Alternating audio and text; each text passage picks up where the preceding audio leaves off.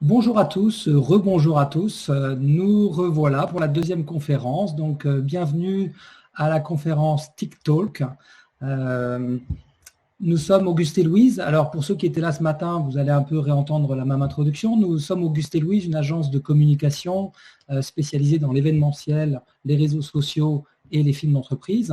D'habitude, on monte des projets pour nos clients et là, période particulière, on avait envie d'aborder des sujets qui nous touchent, qui nous intéressent et donc on a décidé de monter un événement autour de l'économie du jour d'après parce que c'est des questions qu'on se pose entre nous avec les équipes, les collègues entrepreneurs et autres.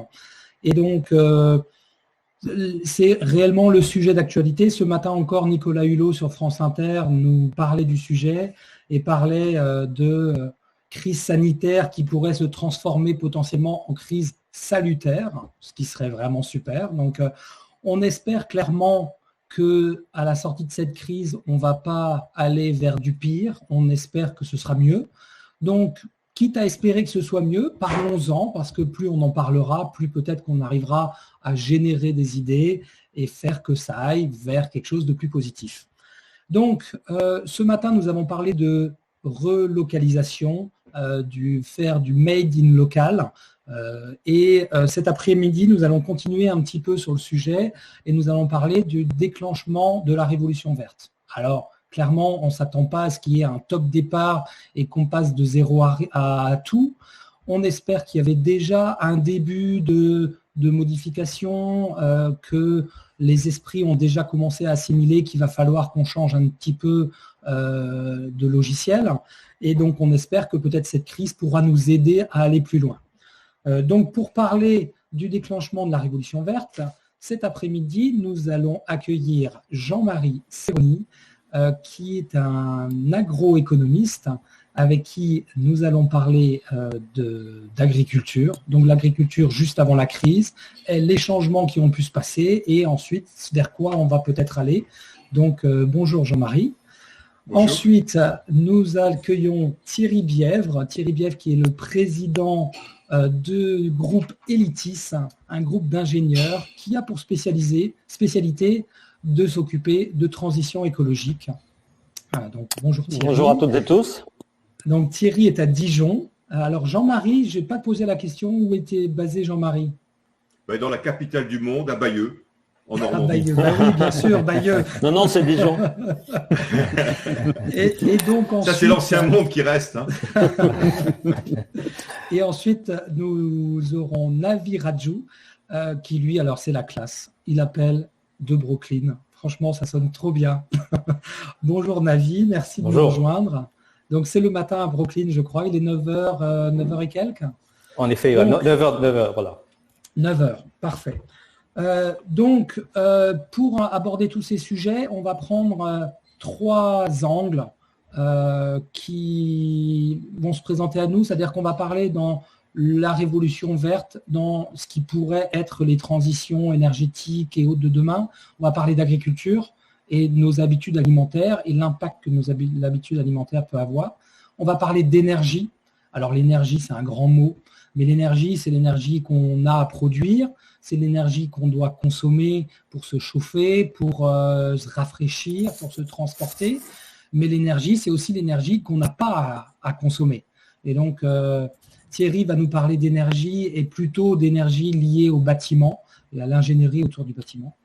Et donc, Navi va nous parler d'innovation frugale, du Jugaad, tout un programme qui sera super.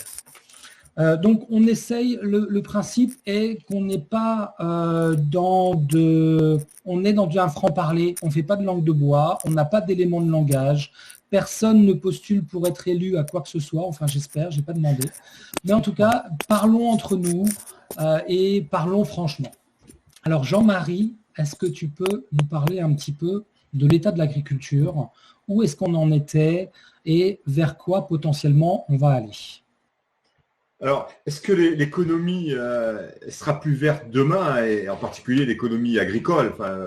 Quand je dis l'économie agricole, ça va de la parcelle jusqu'à notre assiette, de toute la chaîne alimentaire. Le jour d'après, est-ce qu'il sera plus vert? Mais j'en sais rien. Et ce que je vais essayer de dire, c'est pas ce que je souhaite, c'est ce qui me semble être en train d'arriver. C'est différent. Hein. Quand je fais de la prospective, c'est pas forcément ce qu'on souhaite. En tant que chef d'entreprise, j'ai mes souhaits, mes ambitions en tant que citoyen. Ce que je regarde. Et quand je regarde les prises de position aujourd'hui, je n'ai pas encore lu le papier ou la déclaration de Hulot ce matin, mais en fait, il y a énormément de prises de position, d'analyse, et quand on regarde bien, les gens projettent ce qu'ils pensaient avant.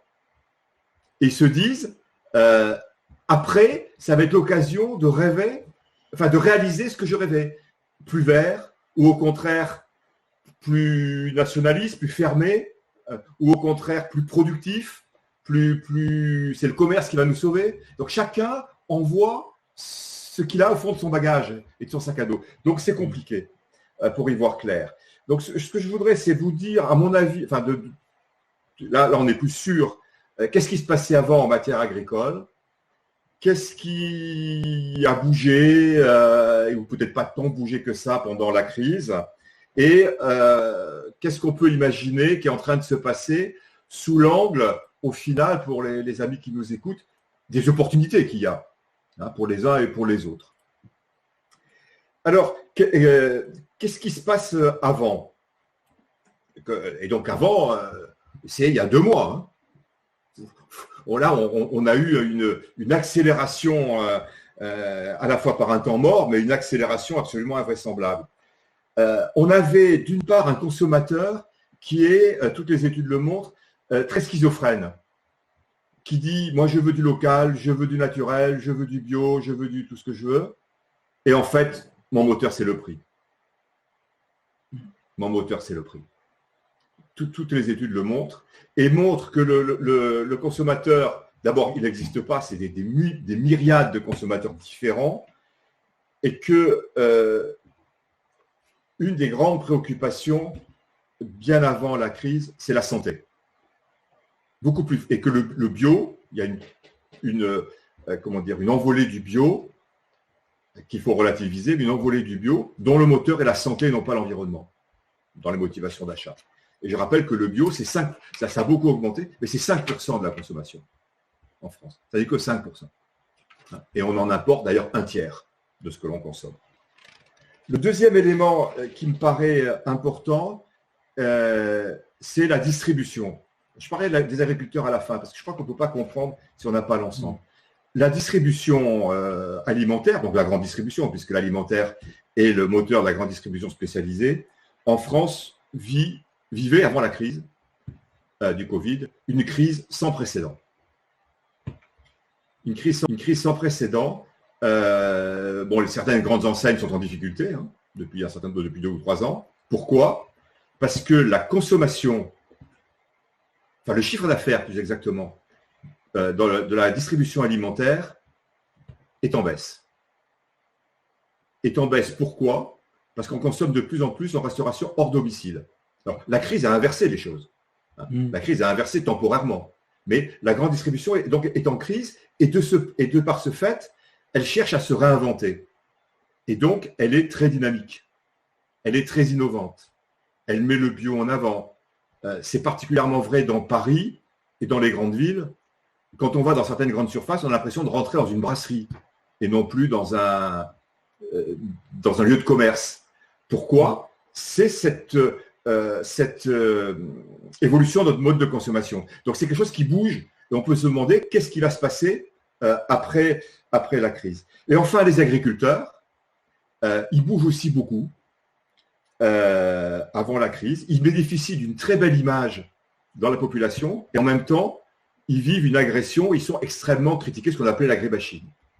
Et en même temps, ils ont une image, c'est-à-dire que les techniques agricoles sont très critiquées, mais le métier d'agriculteur, les hommes et les femmes qui sont agriculteurs, bien avant la crise, ont une très belle image. Et qui s'est renforcée pendant la crise, puisque du coup, tout le monde se demandait est-ce qu'on va bouffer correctement. Donc, il y a cette situation-là. Ils adaptent leur technique de production vers moins de chimie, plus d'environnement.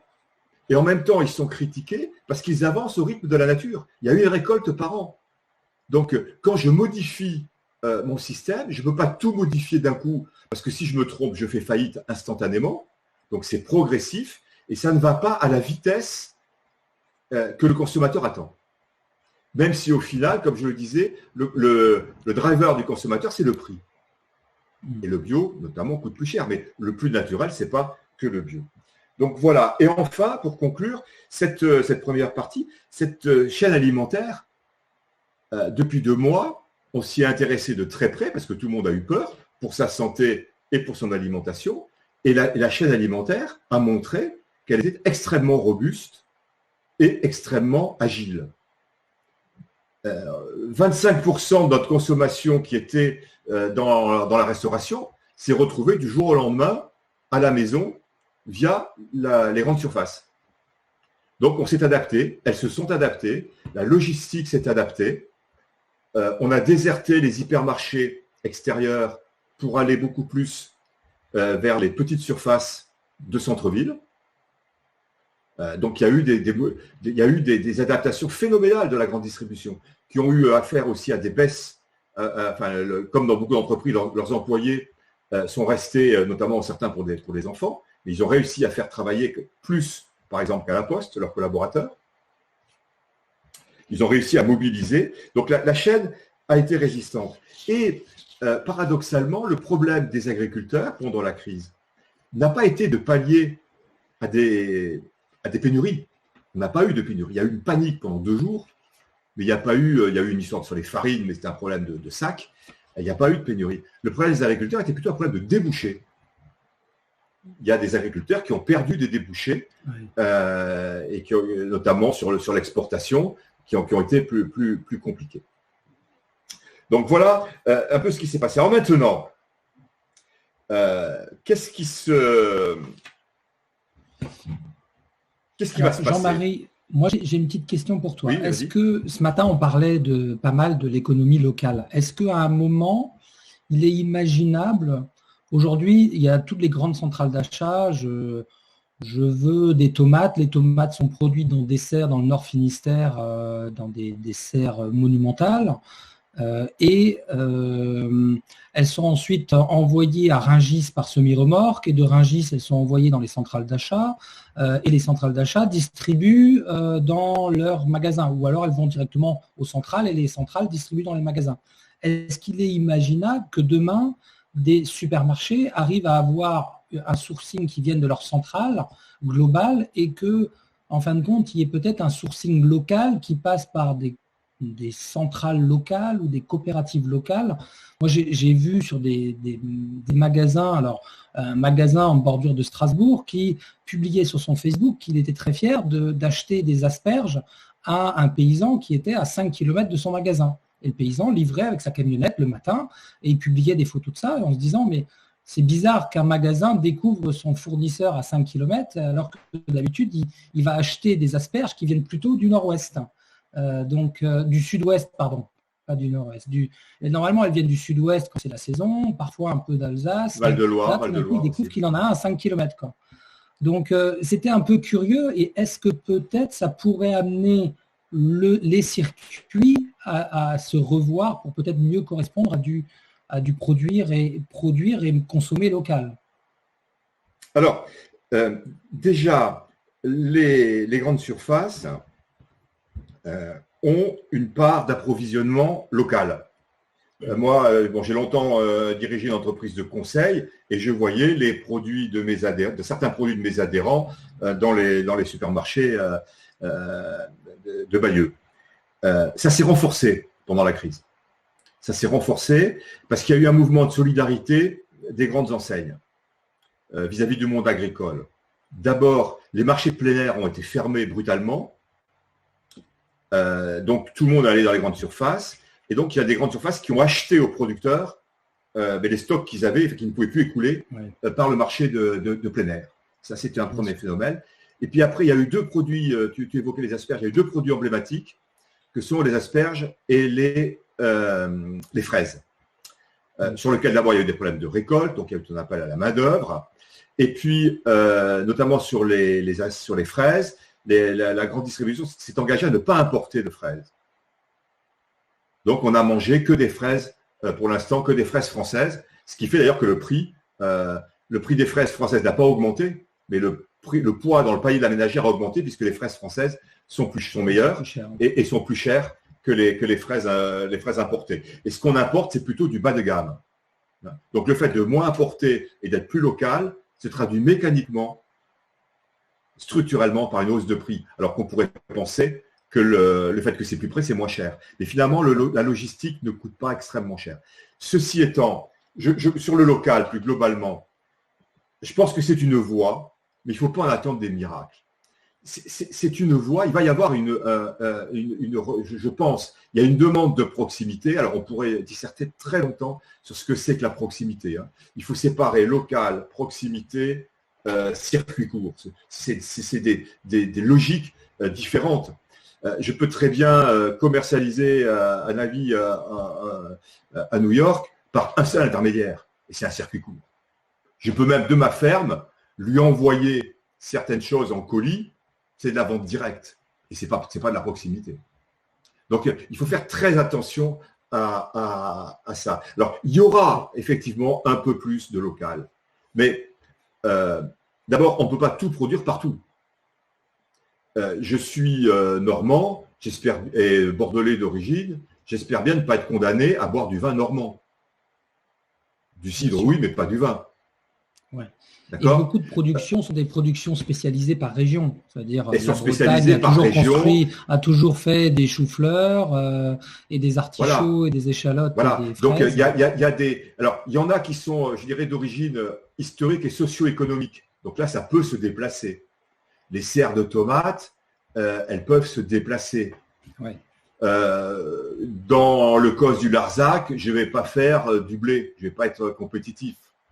Je ne suis pas mieux que en Normandie ou dans les plaines de l'Est pour faire du lait. En montagne, je ne vais pas aller faire de la vigne en altitude. Donc, l'agriculture a une grande base naturelle et donc qui par définition a une localisation. D'autre part, il y a un aspect aussi de l'industrie. Les productions se sont aussi développées autour des industries de transformation, où quand il y avait des bassins de production, on a construit des usines de transformation. Donc, on ne va pas les déplacer comme ça instantanément. Et derrière, ça pose une autre question, qui est la question du commerce. Moi, je crois que pendant la crise, il y a des habitudes qui ont changé. Enfin, il y a des habitudes. Il y a des comportements qui ont changé. Est-ce qu'ils vont devenir des habitudes ? C'est la question. Il y a des comportements qui ont changé. On est allé sur des surfaces commerciales plus petites de centre-ville. Est-ce que ça va continuer ? C'est un mouvement qui était déjà enclenché avant. Est-ce que ça va s'accélérer ? On a moins fait de commerce, ce qui nous pénalise aujourd'hui parce qu'on est un grand pays exportateur de produits agricoles. Je rappelle que l'agriculture et l'agroalimentaire, c'est notre troisième excédent commercial français, après les avions et le luxe, c'est l'agriculture. Et que autour de 30% du revenu des agriculteurs français provient de l'exportation. Et qu'on exporte la moitié de nos céréales, par exemple. Donc c'est vrai qu'aujourd'hui, nos céréales s'exportent très bien parce qu'il y a un manque, que les pays de l'Est ferment leurs frontières. On a beaucoup de blé et de très bonne qualité cette année, donc ils s'exportent très très bien. On exporte beaucoup de produits laitiers, notamment de poudre de lait haut de gamme, de poudre de lait infantile, vers la Chine. Et là, c'est des marchés qui aujourd'hui, la Chine est extrêmement demandeur, mais c'est des marchés qui sont moins fluides aujourd'hui. Donc, le local, ça va se développer, mais c'est pas la révolution. C'est-à-dire, pour beaucoup de gens, voient dans le local une espèce de réponse à tous nos maux, d'oasis miraculeuse. Non, on a eu peur. Et derrière cette idée du local, il y a quelque part, je pense, dans notre inconscient, c'est cette maladie qui nous arrive de loin. La mondialisation, la nature se venge quelque part. Bon, c'est une zoonose, c'est d'origine animale, donc si on était resté, ce ne serait pas eu lieu, alors que c'est une bêtise, parce que ça fait 10 000 ans qu'il y a des zoonoses dans le monde. Simplement, effectivement, on se déplace un peu plus, donc ça va plus vite. Hein. Donc, le besoin de local, il est réel, mais ça ne va pas être la solution à tout. Et dans le besoin de local, il y a aussi nos habitudes de consommation. Il y a le respect de la saisonnalité. Il y a le respect, c'est fondamental, ça, je pense, dans les évolutions à venir. Hein, je ne mangerai pas de cerises en hiver, quand je suis français. Voilà. Donc, il y a ça qui va changer. Après, est-ce que, comment dire, je dirais, en fonction de ce que les gens attendent, il y a d'un côté un espèce de grand soir écologique, hein, la révolution, le matin du grand soir, comme on chantait quand j'étais étudiant. Et de l'autre côté, il y en a d'autres qui attendent un salutaire rebond productiviste, en disant le monde va avoir faim, on a peur que la crise du Covid, l'OMS et l'Organisation mondiale du commerce ont lancé des grandes alertes, donc il faut bien qu'on produise ce qu'on produise. Donc demain, qu'est-ce qui va se passer? J'en sais rien. Ce qui me semble, c'est que on n'en est pas sorti et que depuis 15 jours, 3 semaines, on se rend compte que les choses sont beaucoup plus compliquées que ce qu'on imaginait. Et que donc là, on est resté dans notre terrier. Au début, on était embêté. Après, on s'est senti en sécurité. Et maintenant, il va falloir ressortir.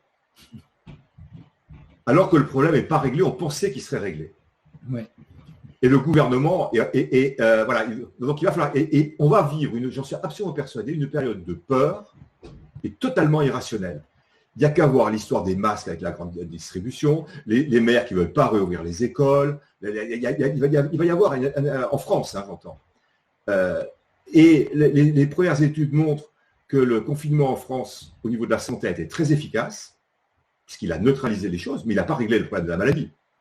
Par contre, que le confinement économique a eu beaucoup plus d'impact en France que dans les autres pays européens. Donc la baisse de PIB a été, parce que le confinement a été total.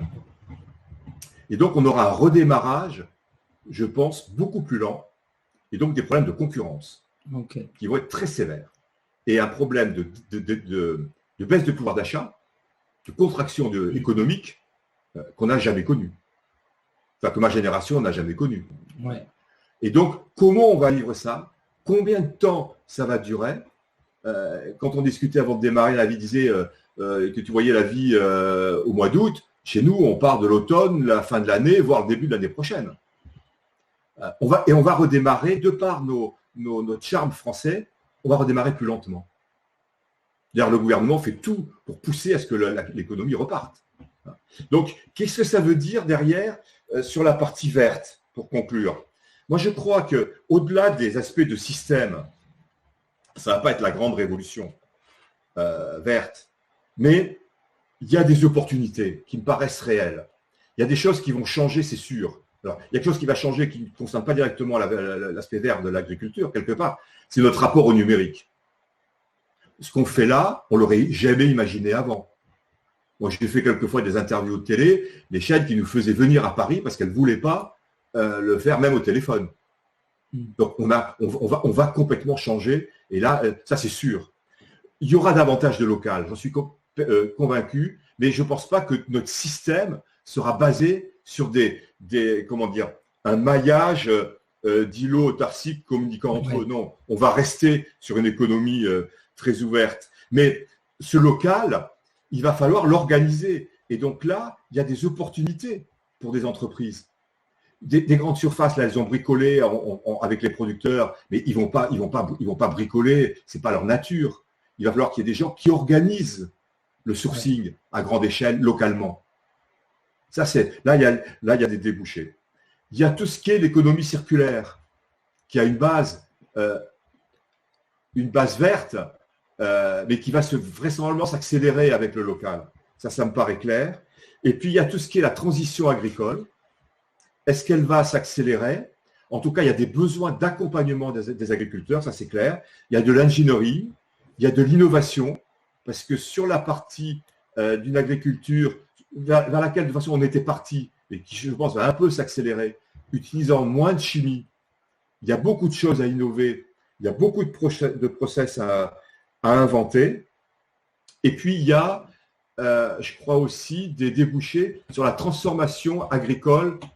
On importe, par exemple, beaucoup d'épiceries bio, de produits transformés bio. On en importe énormément parce qu'on ne les produit pas, on ne les transforme pas, alors qu'on a la matière première. Donc, il y a aussi des débouchés là-dessus. C'est une tendance historique. Et moi, je crois que la crise, elle ne va pas changer grand-chose. Moi, je suis persuadé qu'elle va pas. Elle a révélé nos failles et nos forces. Et elle va nous permettre de les accélérer. Ok. Alors, merci beaucoup, Merci. Jean-Marie. C'était top. Alors juste, je rappelle à tout le monde qui regarde, sur le côté de la fenêtre, il y a un chat. Vous pouvez poser vos questions. On y répondra après les 3 interventions, voire pendant, selon les questions. Donc n'hésitez pas. Et on a une question de Sandrine qui demande si on peut définir la révolution verte. Alors la révolution verte, honnêtement, c'est un peu de la gruge. Bien sûr, la révolution verte, théoriquement, dans sa définition, c'est une transformation du monde agricole. Là, de la manière dont on en parle, on ne parle pas du monde agricole, mais plutôt d'une accélération d'action pour une transition écologique. Donc, de la manière dont on l'a imaginé. Vas-y, Jean-Marie, tu voulais dire quelque chose là-dessus. Juste là pour faire un rappel un peu académique. Il faut faire le terme de révolution verte a un sens historique. Oui. Et qui n'est pas celui dans lequel tu l'emploies. C'est-à-dire que la révolution verte, c'est dans les années 50. Ça a été particulièrement vrai en Inde. À partir de blé court, améliorant, qui a augmenté les rendements et qui a très bien marché dans la péninsule indienne avec des effets pervers, mais qui a très très bien marché, qui n'a pas marché en Afrique. C'est ça souvent qu'on appelle la révolution verte. Alors que là, on est sur une seconde. Complètement. On est sur autre vraiment chose. Un autre usage et clairement, Voilà. c'est un. Faut pas confondre les deux. On est des communicants, ça sonnait très bien, franchement, donc on l'a utilisé. Et puis le côté révolution, il y a un côté, on va tout changer. Ouais, allons-y. Alors on parle parfois de révolution doublement verte.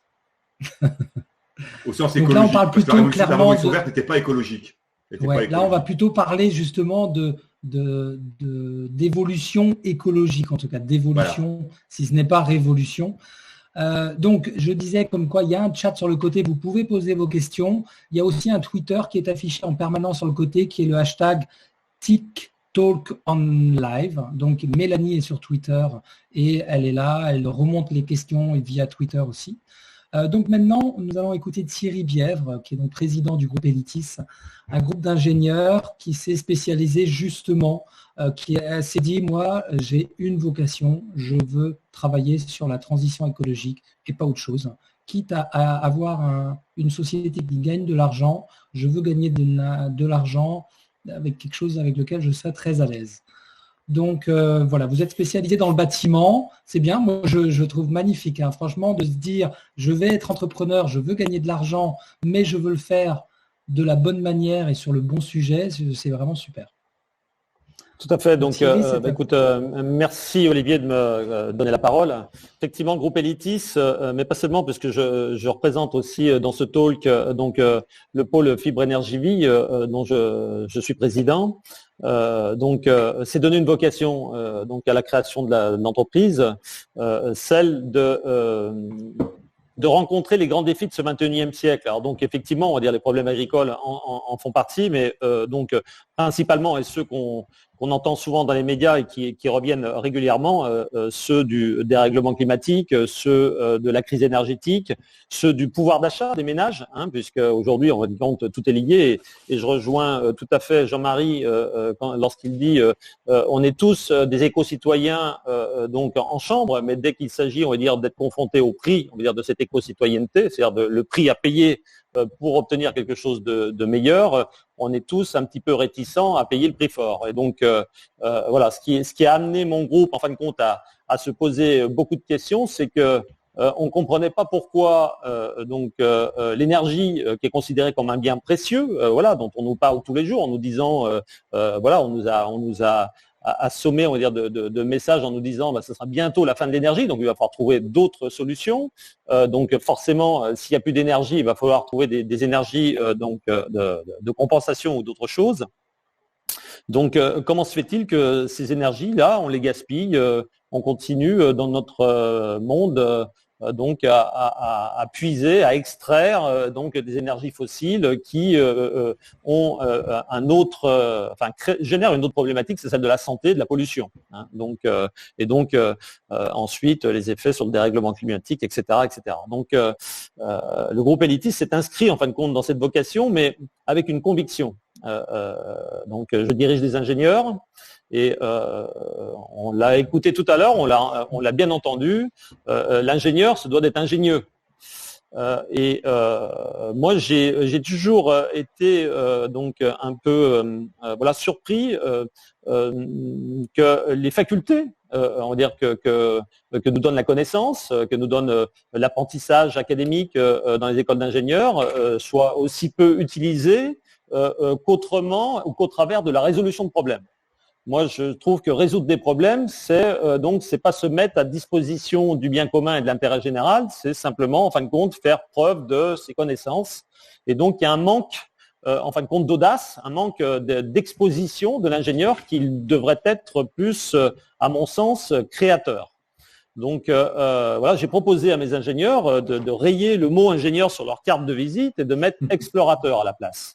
Parce que je trouve que ce mot est plus sensé et donc plus révélateur, on va dire, d'un état d'esprit, d'un ADN, d'une culture qui pousse en fin de compte tout un chacun, on va dire, qui a fait des études ou pas d'ailleurs, hein, puisque la curiosité peut suffire, ou l'envie, le désir d'aller voir plus loin, de voir comment donc au travers de ses capacités, de ses connaissances, mais pas seulement, aussi de ses frustrations, comment on peut aujourd'hui proposer d'autres solutions et donc aller explorer. Alors moi je dis dans l'entreprise, nous explorons le futur pour le rendre possible dès aujourd'hui. Donc c'est quoi le futur? En général, c'est nos rêves. En général, c'est nos désirs. Hein, c'est-à-dire qu'ils ne rêvent pas, en fin de compte, d'une agriculture idéale, d'une ville idéale, de gens qui soient capables d'innover dans tous les secteurs. Tout le monde, je pense, peut s'accorder à ce que aujourd'hui, on puisse se transporter au travers, on va dire, de notre évasion et nos rêves, vers quelque chose de plus idéal. Et moi, je me suis dit, mais le rôle de l'ingénieur, justement, c'est de rendre cet idéal réaliste et de lui donner, on va dire, une vie réelle dans le temps présent pour permettre à nos concitoyens, dans le domaine du bâtiment, parce que c'est dans le domaine dans lequel j'exerce, de créer et de donner les moyens, en fin de compte, d'apporter des réponses à ces grands défis du XXIe siècle que sont le dérèglement climatique, la crise énergétique et puis les crises sociales ou les événements géopolitiques qui en découlent. Donc, on a tout simplement, en fin de compte, exploré, on va dire, nos capacités. Puis on s'est dit, mais pourquoi on n'essayerait pas, pardon, excusez-moi, on a dit qu'on parlait... pas de problème, vas-y.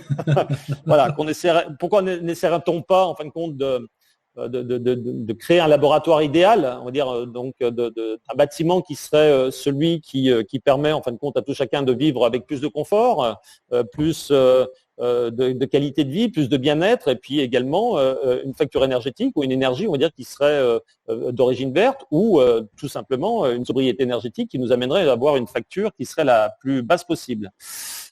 Et donc nous sommes lancé le défi de réaliser la première tour à énergie positive, qui serait un immeuble de bureau. Donc ça, on l'a lancé en 2006. Et donc on y est parvenu en 2009 en livrant un premier bâtiment. C'est pas celui qui s'affiche parce que ça c'est notre dernière création à Strasbourg. Voilà, c'est celle-ci. Donc c'est un bâtiment de bureau de 5000 m², donc qui a été une réussite puisqu'en 2009, lorsque nous l'avons livré, nous avons eu la chance de voir venir à nous, à Dijon, dans une petite ville bourguignonne, des BIP du monde entier, qui soient du monde scientifique, économique ou politique. Hein. Donc je passe l'ambassadeur des États-Unis, le président de China Academy Building Research et d'autres. Et en fin de compte, on a tenté de comprendre comment une équipe d'ingénieurs localisés en Bourgogne, donc qui n'avait pas forcément une vocation internationale, avait pu donc attirer autant de talents extérieurs sur un sujet somme toute intéressant, puisque c'est un bâtiment zéro facture d'énergie. Et en fin de compte, on s'est aperçu qu'on avait donc réussi un exploit, parce qu'on avait réussi à conjuguer l'excellence environnementale avec le prix standard. C'est-à-dire que ce qui est complexe en fin de compte aujourd'hui, c'est de faire quelque chose d'exceptionnel à un prix qui soit celui, on va dire, d'un bâtiment classique, et donc qui n'impose pas de surcoût, donc qui vient répondre à la problématique. Est-ce que je suis d'accord de faire des efforts sur le plan environnemental ou sur le plan énergétique si j'ai pas à les payer? Forcément que oui. Donc ça nous a amené à être beaucoup plus pas sûr de nous, parce que de toute façon, dans toute expérience, il y a des choses qui fonctionnent, des choses qui fonctionnent mal, mais on a compris que notre façon d'avancer, qui était plutôt empirique, qui était un peu moins classique, nous a permis de défendre en fin de compte cette vocation d'ingénieur explorateur, ce qui nous a permis dans un deuxième temps donc de livrer il y a quelques années maintenant, moins longtemps, donc en 2018, une tour zéro facture d'énergie cette fois-ci, mais en logement, donc pour répondre en fin de compte à une vraie problématique de marché, de besoin des ménages. Un ménage qui vit dans un logement aujourd'hui en France consomme en moyenne à peu près 1 600 € de facture d'énergie hors mobilité. Donc ces 1 600 €, si vous arrivez à les gommer partiellement ou totalement, vous apportez à la fois du confort sur le portefeuille des ménages, mais également vous pouvez, on va dire, amener, on va dire, le concitoyen à se préoccuper de cette question en disant, en fin de compte, on m'a offert quelque chose qui est au même loyer qu'un loyer classique, mais en plus, je bénéficie, en fin de compte, je contribue en tant qu'usager à améliorer, on va dire, l'environnement en utilisant un bâtiment qui consomme peu d'énergie et qui, quand il en consomme, c'est de l'énergie totalement verte. Alors Thierry, est-ce que je vais juste me permettre de poser une question, parce que c'est vraiment une question franche. Quand tu dis que le bâtiment coûte le même prix qu'un bâtiment classique, est-ce que c'est au jour de la livraison sur mètre carré équivalent, le bâtiment coûte le même prix, ou est-ce que c'est en incluant 5 ans ou 10 ans d'économie d'énergie à venir? Non, donc le coût, c'est le coût construction, c'est pas le coût construction plus exploitation. L'exploitation, de toute façon, elle est rentable puisqu'elle rapporte de l'argent à ses usagers. Sur Dijon, ça a rapporté 400 000 € aux locataires, aux propriétaires de cet immeuble. Et donc sur Strasbourg, pour ceux qui sont les plus efficaces, c'est à peu près 1 600 € par an par ménage. C'est bien la preuve qu'aujourd'hui ces choses-là sont possibles, mais voilà, quand on parle d'énergie, en fin de compte, il y a deux façons de regarder l'énergie. Et donc je pense que Navi va en parler tout à l'heure au niveau de l'innovation frugale. Mais bon, la sobriété est donc de toute façon le premier point à regarder. C'est comment je me prive d'énergie avec un confort équivalent. On a fait mieux, parce qu'on ne fait pas bouger les gens si on ne leur donne pas plus de confort. C'est-à-dire qu'il n'y a pas d'étonnement, il n'y a pas d'appropriation. C'est-à-dire qu'il faut qu'il y ait un progrès. Si vous dites à quelqu'un, tu vas passer d'un logement A vers un logement B, mais dans ce logement B, tu vas payer moins de facture d'énergie, mais ça sera le même confort, il n'y aura pas de changement d'univers, et donc il n'y aura pas d'appropriation. C'est-à-dire que cette représentation sera purement technique, c'est-à-dire qu'on dira, je rentre dans un bâtiment qui répond à mes angoisses personnelles environnementales, mais moi je suis pas acteur. Et il faut à tout prix pour transformer, pour que cette révolution verte elle existe, que en fin de compte, ce soit le marché qui évolue. Le marché, c'est l'acheteur, c'est l'usager du logement, c'est l'usager du bureau qui disent moi je vis là-dedans, mais je vais y apporter ma contribution. Et en réalité, quand on regarde bien, on va dire les résultats, on va dire de nos bâtiments, on y est parvenu par la conception, par les technologies, grâce au numérique, parce que le numérique nous a fait faire d'énormes progrès, à la fois en projection, en simulation, etc. Mais on y est surtout parvenu parce que on a compris qu'il fallait embarquer l'usager avec nous. Et que c'était l'usager qui allait faire le travail. Et si on ne lui donne pas plus de confort, si on ne lui donne pas une ergonomie, si on ne lui donne pas, on va dire, un waouh, quand je rentre dans ma cellule de travail ou quand je rentre dans mon logement ou quand je regarde cet immeuble, eh bien, en fin de compte, c'est impossible quasiment, en fin de compte, de l'embarquer. Alors, comment on a créé, en fin de compte, cette chose-là? Tout simplement, quand on s'est lancé ce défi, moi, j'ai compris une chose, c'est que tous les gens qui m'entouraient à l'époque, dans mon entreprise, y compris mes propres associés, m'ont dit, c'est pas possible. Je me suis dit, il va falloir que je casse immédiatement, en fin de compte, ce raisonnement, parce que sinon, on ne va pas s'en sortir. Et donc, j'ai embauché une sociologue, et puis ensuite d'autres.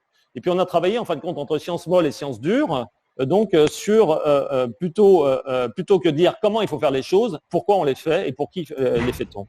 Et donc, quand on change d'univers et quand on transporte, en fin de compte, de manière transdisciplinaire, la problématique vers le pourquoi et le pour qui, plutôt que pour le comment, les champs du comment sont innombrables.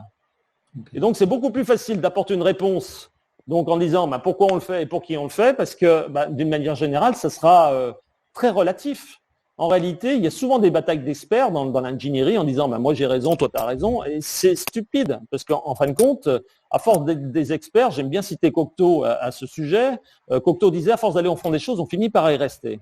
Et donc moi, ce dicton, je dirais, il a été fondateur chez moi, parce que moi j'avais aussi une vision d'expert, et je me suis dit, je suis con quoi, autant s'entourer de la vie des autres, qui regardent ailleurs, qui ne sont pas dans le même silo, et comment ensemble peut-on donc s'associer pour gagner un horizon qu'on ne gagnera qu'en créant une équipe transdisciplinaire plutôt qu'en disant moi je sais faire et toi tu vas utiliser ce que je sais faire. Donc c'est un peu dommage. Donc on a cassé en fin de compte ces silos et cette façon de travailler par des systèmes de management,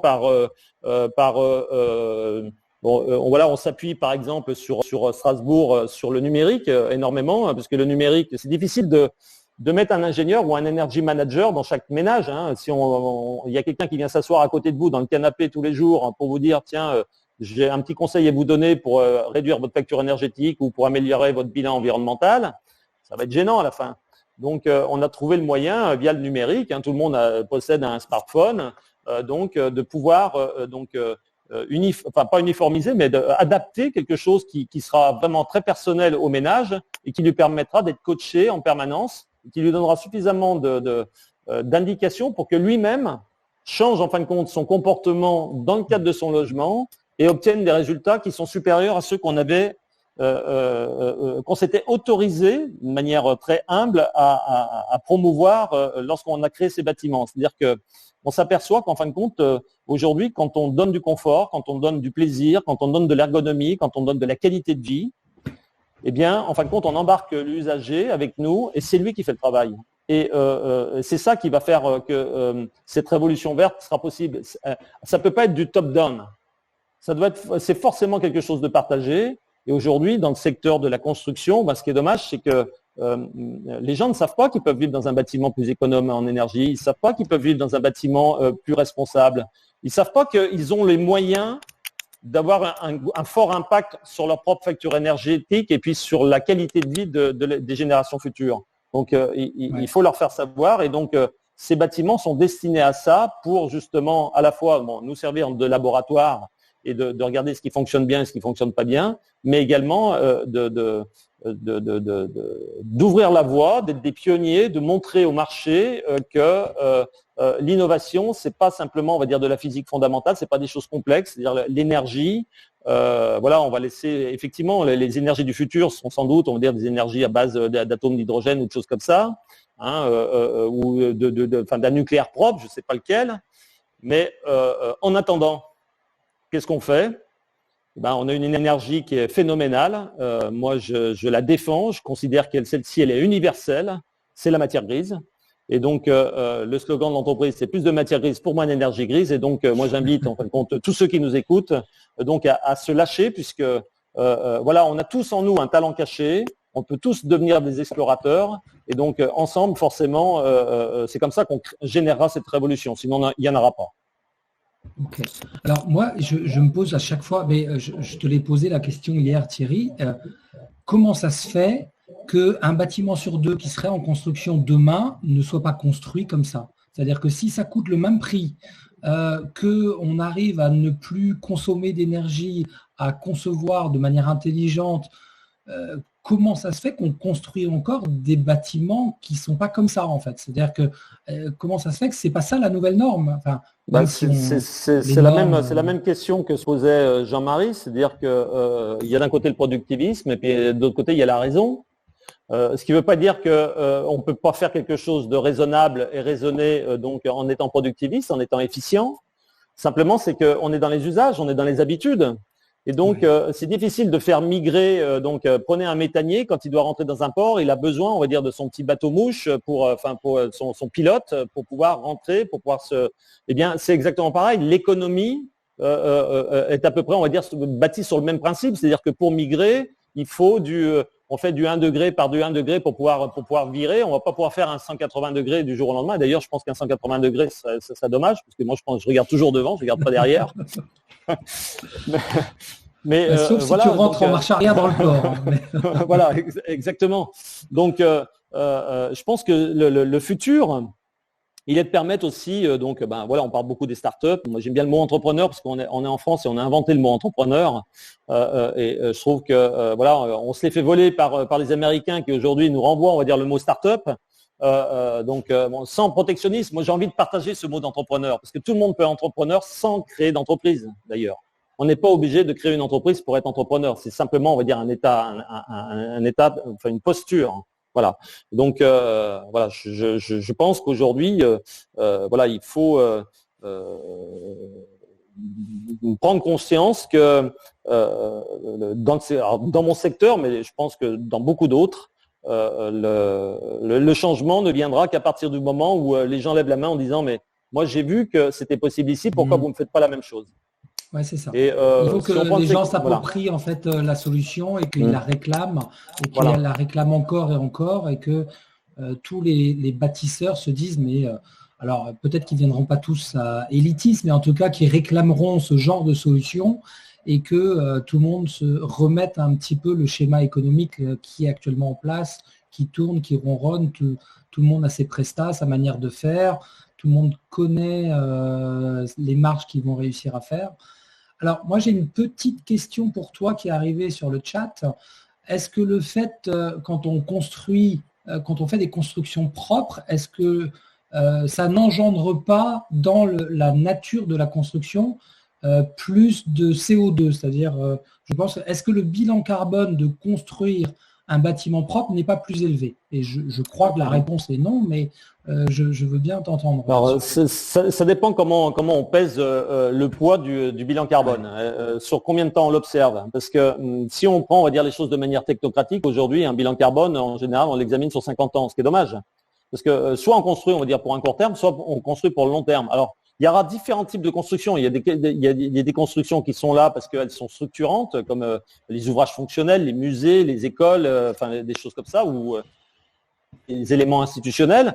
Il y a quelques bâtiments, on va dire, résidentiels ou qui peuvent servir également, on va dire, de message, parce que quand on visite une ville ancienne aujourd'hui, moi je suis très heureux d'avoir construit à Strasbourg parce que c'est une ville qui associe en fin de compte l'histoire et la modernité, et donc elle les oppose pas. C'est-à-dire que c'est pas parce qu'on est dans une ville où il y a une cathédrale magnifique, il y a un cœur de ville qui est totalement préservé, et puis qu'à côté on construit un bâtiment hyper moderne, qu'on est en train d'adresser un message subliminal. Non. En fin de compte, on doit marquer son époque et, si possible, la marquer de la façon la plus propre possible, entre guillemets. L'avenir nous dira si on avait raison ou si on avait tort. Aujourd'hui, heureusement, on arrive à mesurer très rapidement les effets, en fin de compte, des choix qu'on propose.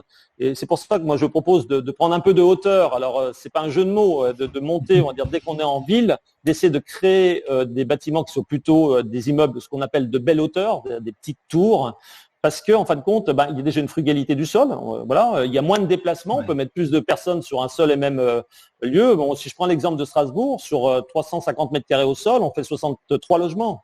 350 mètres carrés au sol, c'est un pavillon de faubourg. Donc, si on continue à s'étaler, c'est l'agriculture périurbaine qui va être repoussée. Donc, on va recréer encore, on va dire, des effets de balancier sur la mobilité, etc., etc. Donc, il va falloir aussi s'accorder sur le fait que la ville, ça doit prendre un peu de densité. Alors, Alphonse Allais disait, il faut créer, on va dire, la ville à la campagne parce que l'air y est plus pur. Moi, je pense qu'il ne faut pas opposer les deux modèles. Il faut avoir une vraie néo-urbanité forte, dense, mais qui qualifie bien les espaces, qui crée des espaces verts, qui donne de la qualité de vie, qui permet à la biodiversité de s'installer également. Et puis une vraie campagne, mais proche. On ne soit pas obligé de faire des kilomètres et des kilomètres, on va dire, pour se rendre à la campagne, parce que c'est bien. Puis je pense que je ne vais pas parler du maraîchage, mais bon, voilà, enfin tous ces produits, on va dire de première nécessité, on va dire s'ils pouvaient être produits, on va dire en périurbain plutôt que à 100 ou 150 km, ça serait bien dommage.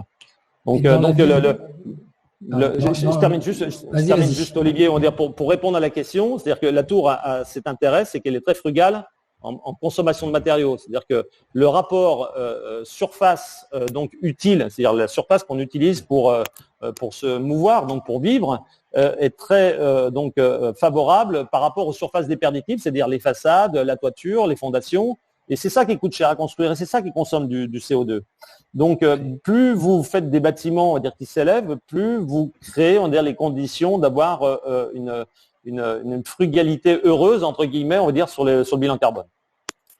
Et alors, ayant déjà participé à un de vos événements Build and Connect, qui est l'événement biannuel du pôle énergie vie, je sais que un des avenirs possibles de la ville, c'est aussi de chercher à rapprocher l'habitation des gens des lieux de travail, c'est-à-dire qu'il n'y ait plus de grandes migrations, réduire les grandes migrations quotidiennes matin et soir, des gens qui partent en périphérie et qui reviennent le matin, et plutôt de rapprocher les gens de leur lieu de travail et que les tours urbaines soient à côté des sites de production, d'usines, de bureaux, mais qu'on n'ait plus à traverser comme tout à Paris où tout le monde passe de l'Est à l'Ouest, ou ces grandes migrations quotidiennes. Effectivement, donc on a eu l'habitude de construire la ville, on va dire, par usage. On a la zone de bureau, on a la zone fonctionnelle, on a la zone de résidentielle. Donc ça crée un trafic pendulaire à chaque fois entre ces différents lieux, et donc forcément de la pollution, des coûts, et donc de la perte de temps. Hein. Et bon, je pense que le temps, c'est pas simplement de l'argent, c'est aussi de la qualité de vie. Perdre son temps dans les transports en commun, c'est pas toujours agréable. Et donc je pense qu'il va y avoir la crise va avoir ceci de salutaire, c'est qu'elle va peut-être rééquilibrer. Les villes ce qu'on appelle les métropoles d'équilibre. C'est-à-dire qu'aujourd'hui, de vouloir tout centraliser, on va dire, sur une seule capitale et puis avoir des métropoles d'équilibre qui sont déséquilibrées, tout compte fait, parce qu'en fin de compte, elles n'ont pas le même pouvoir. Il n'y a pas un pouvoir, on va dire, c'est pas comme dans les États fédéraux où vous avez quand même des villes qui sont assez fortes, on va dire, dans chaque État. En France, on est quand même plutôt jacobin et tout se passe à Paris. Donc, je pense que ça va avoir une influence. Et puis, il va falloir changer la nature du bâti. C'est-à-dire que ce qu'on réfléchit actuellement, avec les membres du pôle et autour des événements comme Build and Connect, c'est-à-dire c'est de faire réfléchir les gens autour de l'économie circulaire, de l'économie numérique, également de l'usage. C'est-à-dire que pourquoi pas avoir un immeuble qui est multi-usage. Parce que ce qui coûte cher, c'est d'avoir un bâtiment qu'on a conçu pour 20 ans pour faire du résidentiel et puis de ne pas se poser la question, mais qu'est-ce qu'on pourrait en faire après ? La révolution numérique et le télétravail ont modifié nos habitudes de vie. Donc, est-ce que la résidence est uniquement un lieu d'habitat ou c'est autre chose ? Et moi, je considère qu'aujourd'hui, on doit construire ce qu'on appelle le biohabitat. C'est-à-dire le biohabitat, c'est un habitat qui permet donc à tous les usages de pouvoir venir se greffer, parce que ça évite, en fin de compte, d'avoir des bâtiments qui ont des occupations temporaires. Donc, quand vous utilisez pendant toute la journée, un lieu à la fois pour travailler, à la fois pour rencontrer des personnes ou à la fois pour y vivre, eh bien forcément vous avez quelque chose. Alors c'est très utopique, hein, j'entends, mais je travaille sur ce sujet-là, moi, avec mes équipes, parce que les prochains bâtiments que nous sommes en train de créer sont des bâtiments donc avec des usages dont la première livraison n'est pas définie. C'est-à-dire on livre un bâtiment, on ne sait pas à quoi il sert. Ça peut être du bureau, ça peut être du logement, ça peut être un ouvrage fonctionnel, mais en fin de compte, tout est permis. Voilà. Okay. Et donc, c'est la vie qui viendra s'accrocher dessus et plutôt que de planifier, on obtient quelque chose de plus harmonieux. Alors Thierry, une dernière question avec une réponse courte parce que le temps passe. Ouais, excuse-moi, j'ai passé du temps. Non, mais je savais qu'avec toi, il allait falloir cadrer un peu. J'ai des questions sur... Alors, on comprend bien votre expertise et les solutions sur du bâtiment neuf, mais alors, quid des bâtiments plus anciens ? C'est-à-dire, est-ce qu'on essaye de venir rajouter des couches ? Est-ce qu'on essaye de l'améliorer ? On l'isole plus par-dessus ? On refait des isolations de toit ? Est-ce qu'on améliore l'ancien ou... Je vais donner un exemple qui est très intéressant. C'est-à-dire que au début, on va dire de la prise de conscience, on va dire de la crise énergétique, il y a eu des plans de rénovation assez lourds sur des bâtiments type haussmannien. D'ailleurs, l'État donc a été aussi moteur dans ce domaine-là. Mais qu'est-ce qu'on a fait quand on a rénové ces bâtiments haussmanniens? On y a apporté une certaine forme de modernité technologique. Ces bâtiments qui dépensaient 125 kWh par mètre carré par an en dépensent aujourd'hui 450. Pourtant, on les a isolés, pourtant on y a mis Donc, qu'est-ce qui s'est passé? En fin de compte, l'abondance de technologie est venue détruire, en fin de compte, les facultés, les propriétés du bâti. Puisque les anciens, quand ils construisaient en regardant ce qui se passait autour. L'ensoleillement, l'hygrométrie, la pluviométrie, le climat, toutes ces choses-là, comme le font les paysans, comme le fait le monde paysan. C'est-à-dire qu'il y a une saisonnalité et les matériaux qui sont disponibles.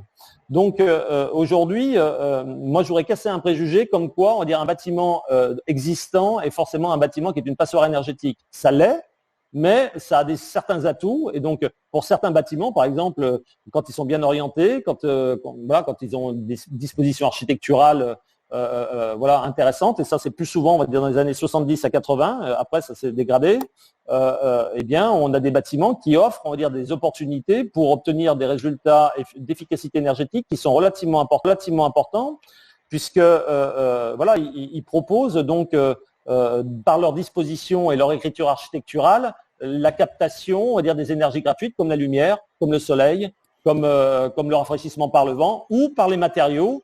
Quand vous avez une pierre poreuse dans un bâtiment haussmannien, vous avez une forme de climatisation gratuite, puisque vous avez un point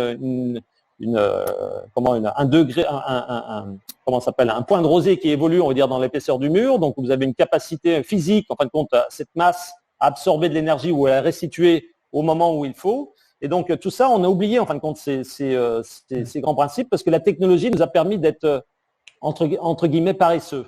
Voilà, sur le plan intellectuel. C'est pour ça que la matière grise est un des éléments importants et que pour rebondir sur ce que va dire Navi, l'innovation frugale. C'est génial. C'est une transition parfaite parce que justement, on va parler de comment mieux faire avec moins. On va parler d'innovation frugale avec Navi Raju. Navi, c'est à toi, on t'écoute. Merci beaucoup. Bonjour de New York. Comme vous savez, c'est l'épicentre de la crise sanitaire. Donc, malgré le côté un peu sombre de ce qui se passe dans le monde, je vais essayer quand même d'apporter un brin d'optimisme. Et je vais aussi effectivement essayer de clôturer donc cette session avec une discussion autour de l'état d'esprit, parce que je crois qu'en France, des fois on se plaint, c'est un peu notre sport national. Mais en même temps, on a aussi des fois des rêves de vouloir construire de nouveaux modèles économiques, nouveaux systèmes économiques, etc. Mais je pense que c'est aussi important de changer les schémas mentaux et l'état d'esprit. Donc aujourd'hui, je vais discuter avec vous à propos d'un nouvel état d'esprit qui est frugal, agile et inclusif, que vous pouvez développer pour réinventer votre entreprise, pour réussir dans le monde d'après Covid-19. Je vais illustrer ce nouvel état d'esprit avec deux exemples concrets. Aujourd'hui, dans le monde, il y a 3 millions de bébés qui sont nés de façon prématurée. Et en Occident, on les garde dans des incubateurs. Alors, l'incubateur, en France ou aux États-Unis, ça coûte 20 000 $ et ça nécessite de l'électricité pour fonctionner. Alors que dans des pays du Sud, où la majorité de ces enfants prématurés sont nés, 20 000 $, c'est énorme et ils n'ont pas accès à l'électricité de façon fiable. Donc, il y a 5 étudiants de Stanford qui ont eu cette idée au départ géniale de dire on va prendre un incubateur existant, comme on le connaît, et on va le désosser, c'est-à-dire qu'on va le simplifier et essayer de l'amener en Inde. Ils ont testé ça là-bas et à la surprise, finalement, ça n'a pas marché parce que déjà, c'était encore un peu cher et surtout, ça nécessitait l'électricité. Donc, ils n'ont que simplifier le produit sans radicalement le réinventer, le repenser. Et aussi, il y avait un besoin des mamans qui voulaient en fait avoir un contact tactile avec le bébé. Alors que les incubateurs classiques en plexiglas, on ne peut pas le faire. Et donc, ça c'est important. C'était un peu un moment clé où finalement ces étudiants, ces entrepreneurs, comme disait Thierry, finalement, il fallait qu'ils désapprennent tout.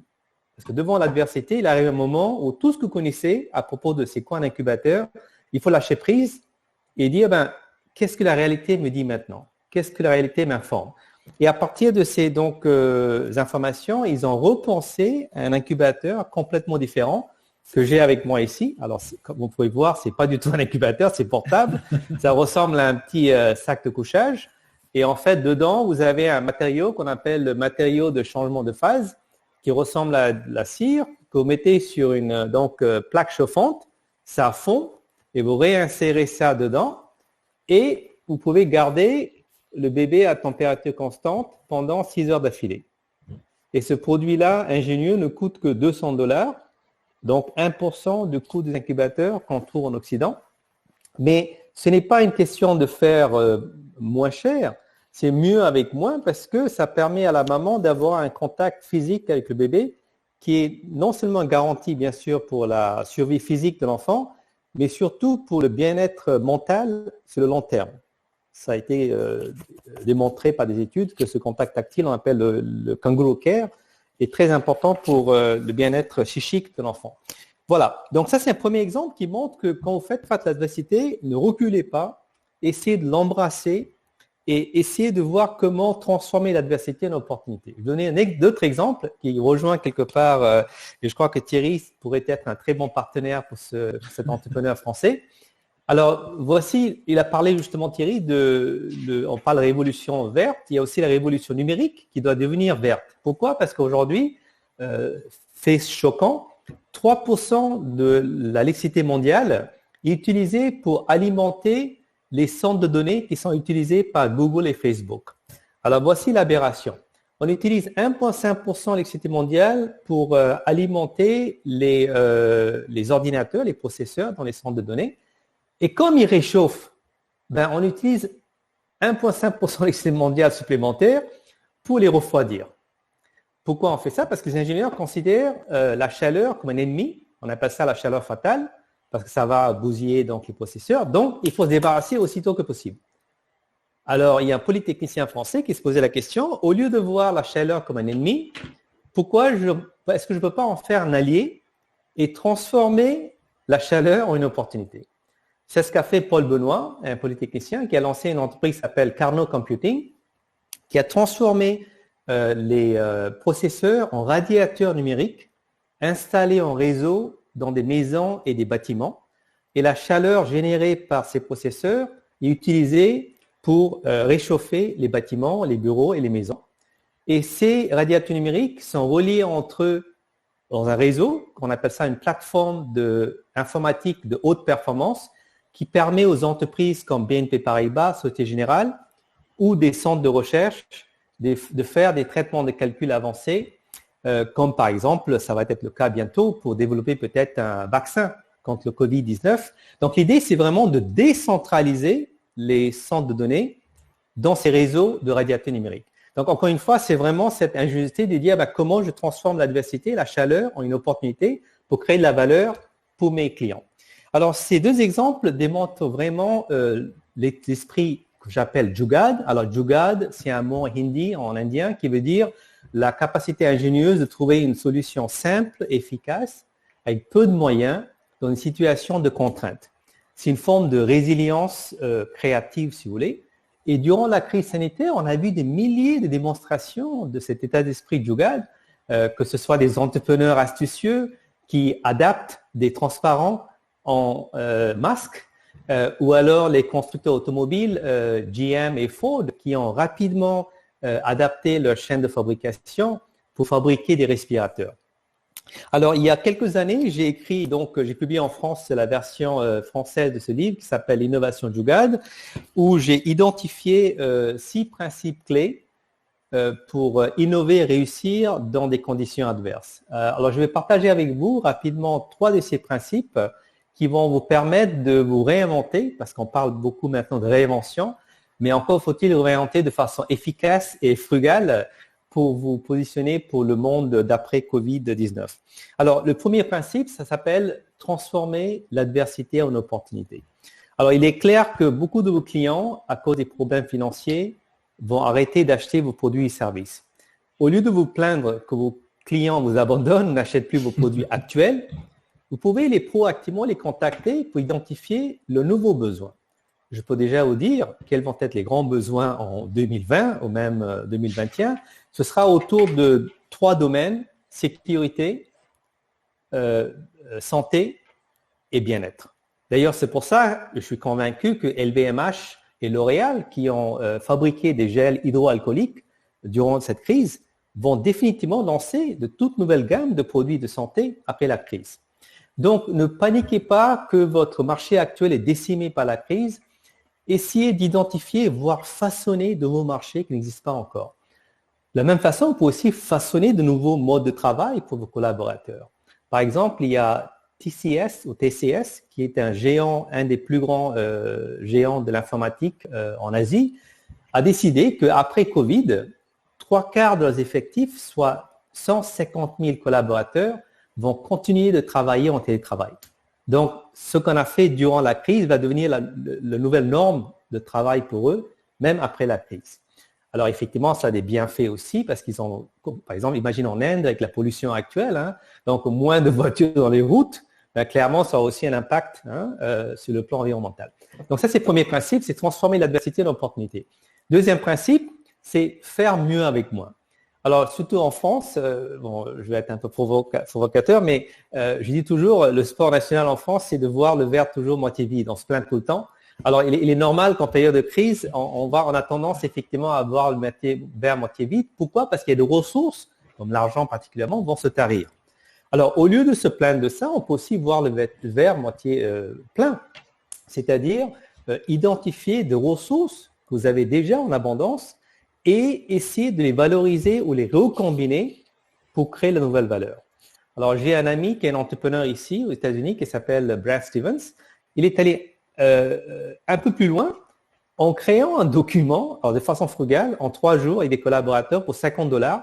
Il a créé un guide qui contient 125 nouveaux marchés possibles, potentiels, pour ses clients pour pouvoir pivoter. Alors, pivoter, c'est un terme qui veut dire réorienter votre modèle économique pour pénétrer un nouveau marché. Il a identifié 125 modèles économiques possibles pour aider ses propres clients à trouver une nouvelle valeur dans le nouveau marché. Donc, réfléchissez comment vous pouvez réutiliser, recombiner des ressources existantes pour pouvoir pivoter vers ces nouveaux marchés.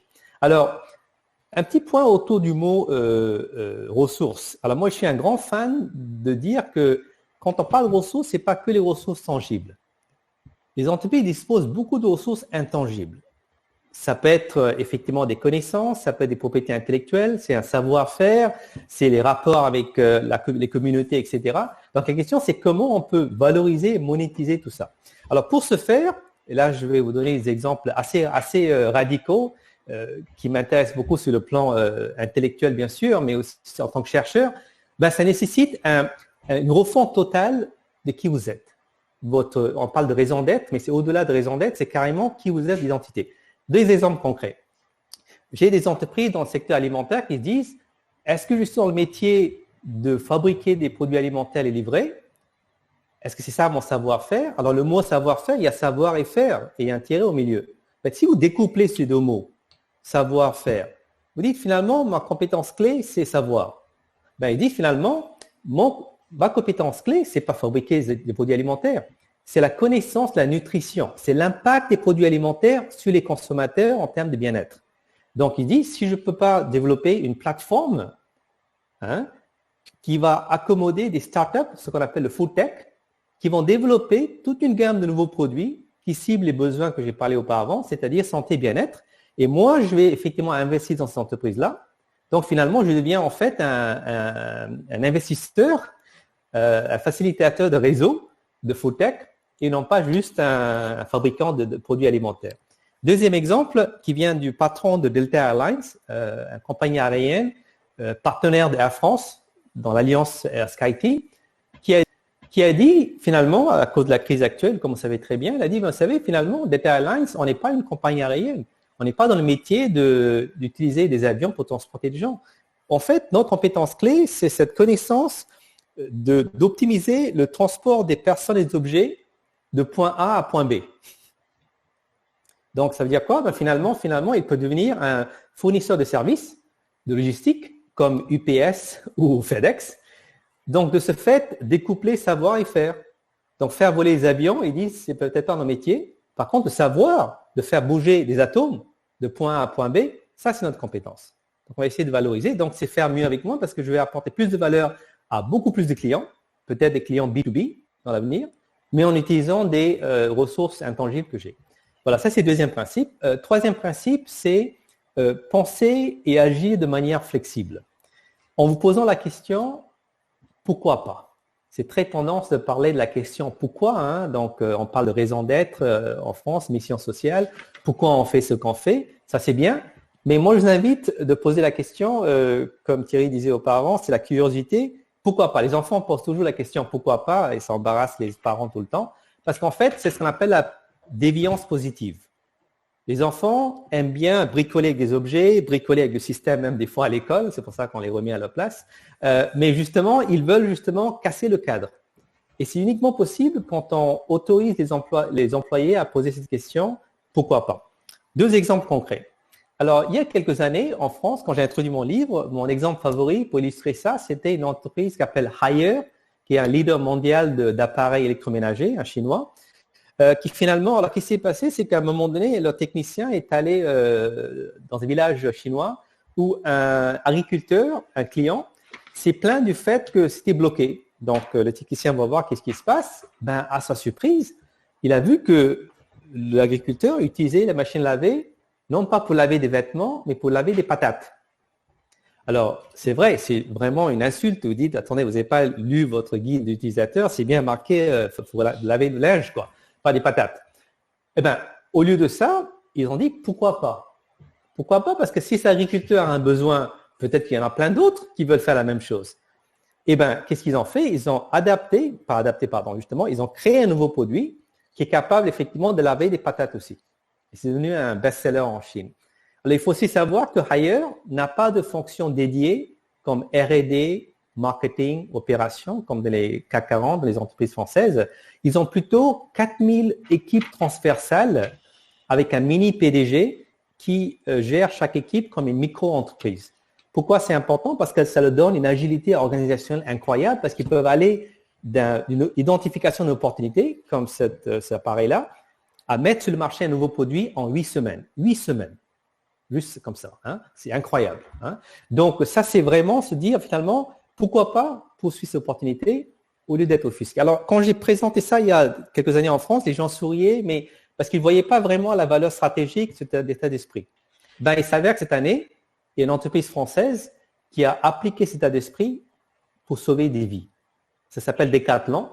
Alors, vous avez entendu parler de l'histoire, c'est qu'il y a eu en fait des médecins en Italie, les régions les plus affectées de Covid, qui ont adapté un masque de plongée de Decathlon qui s'appelle Easy Breath en respirateur. Alors, après, ils ont contacté, bien sûr, Decathlon en Italie pour dire, est-ce que c'est OK pour vous de mettre en contact, parce que Decathlon, c'est la marque, mais c'est fabriqué, l'OEM était un fabricant italien. Est-ce que vous pouvez mettre en contact avec eux pour que, justement, on crée ce masque adapté pour l'utiliser comme respirateur à grande échelle? Alors, bien sûr, si Decathlon n'avait pas pratiqué le Jugaad et l'innovation frugale, qu'ils le font depuis maintenant 7 ans, ils auraient été offusqués, ils disent non, ça va pas, non, on va pas faire ça, c'est pas fait pour utiliser en hôpital, quoi. C'est dans l'océan, vous allez faire votre scuba diving, c'est ça un masque de plongée. Mais ils ont dit, en fait, pourquoi pas? Ils ont donné l'aval et aujourd'hui, ce produit-là est développé non seulement en Italie pour l'Italie, mais aussi est exporté à travers le monde pour être utilisé dans les hôpitaux pour traiter les patients de Covid. Voilà, donc posez-vous la question, pourquoi pas? Et une question fondamentale, pourquoi pas, pour conclure, c'est dire, pourquoi pas partager mes ressources et actifs avec d'autres entreprises et peut-être mutualiser nos compétences pour co-créer de la valeur. Alors, on le voit déjà en pratique, c'est le cas de Air Liquide qui s'est associé avec Schneider Electric, groupe PSA et Valeo pour co-construire, mutualiser les compétences pour co-construire fabriquer des respirateurs, 10 000 respirateurs en 50 jours. Ou un autre exemple encore plus impressionnant, c'est Seb, en France, appareil ménager, électroménager, qui a décidé qu'ils vont fabriquer aussi respirateurs, mais le modèle économique assez intéressant, c'est de dire, nous, on ne va pas inventer respirateurs, on n'a pas de compétences. Par contre, ils sont associés avec des chercheurs et un groupement de makers, d'entrepreneurs, qui ont développé un respirateur open source qui coûte uniquement 1 000 euros. 1 000 euros, alors que le respirateur traditionnel coûte 50 000 euros. Okay? Et donc, l'idée, c'est de dire, savoir-faire. Donc, savoir, ça c'est un autre scénario ici, où Seb dit, moi, je n'ai pas le savoir de faire un respirateur. Par contre, j'ai la capacité de mettre ça à grande échelle, en adaptant mon usine. Alors, ça, c'est l'exemple de Seb. Dernier exemple, j'aime bien, c'est surtout en province qu'on innove le plus en France. Je dis toujours ça aux Parisiens. Alors, ça, c'est un exemple qui vient de la Vendée et Bretagne. C'est une association de PME qui s'appelle Venetis, qui a eu cette idée géniale de recruter des experts. Ça peut être, par exemple, dans le domaine de l'agriculture régénératrice ou bâtiment vert. Donc, des experts à temps plein. Et ensuite, ils se les partagent entre leurs membres qui sont des PME. Donc, l'idée, c'est d'aller de temps partiel à temps partagé, comme ils appellent. Et je crois que ce modèle peut être très intéressant, par exemple, après la crise, de dire finalement, au lieu que chacun recrute un expert, on n'a pas les ressources, on peut se regrouper, recruter quelqu'un à temps plein et ensuite, on se le partage pour des projets précis. Voilà. Donc, je pense qu'en cultivant cet état d'esprit donc Jugaad, qui est frugal, agile, inclusif, je crois que vous pouvez pratiquer aussi ces 3 principes qui sont donc transformer l'adversité en opportunité, faire mieux avec moins et penser et agir de manière flexible. Je crois sincèrement que vous pouvez réinventer avec succès votre modèle économique et peut-être vous-même et réussir dans le monde d'après Covid. Voilà. Merci beaucoup. Bon, c'est super. Merci beaucoup parce que ça donne à réfléchir. On se pose tous beaucoup de questions. On se demande justement comment on va se réinventer. Enfin, j'en fais partie. Un tiers, voire un peu plus de notre activité est basée sur l'événementiel. Tout s'est un peu arrêté et tout a été annulé, repoussé à l'année prochaine. Donc, on se pose des questions.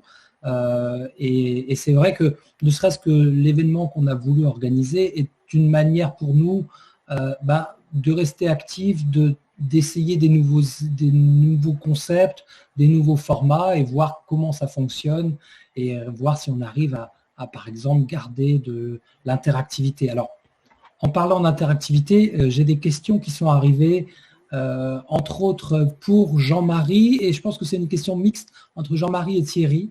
Alors, en parlant des côtés prix, peut-on envisager un jour des indicateurs environnementaux sur des prix, c'est-à-dire aussi bien des prix d'alimentaire, d'avoir des indicateurs alimentaux de comment le coût environnemental d'un produit, mais est-ce que ça pourrait même pas être dans le bâtiment, c'est-à-dire des coûts de matériaux? Donc ça, c'est une question de Cyril.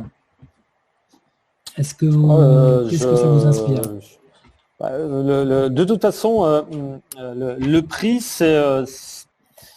je vais rebondir sur l'énergie. L'énergie, c'est quelque chose qu'on transforme. Et donc, forcément, ça se transforme en euros, en dollars, en monnaie. Oui. Donc, c'est forcément facile, et notamment depuis l'avènement de l'ère numérique, de pouvoir transposer, on va dire, le poids carbone ou le poids environnemental, ou voire même l'impact sur la biodiversité, on va dire, d'un prix. C'est pas compliqué. Voire même l'impact social.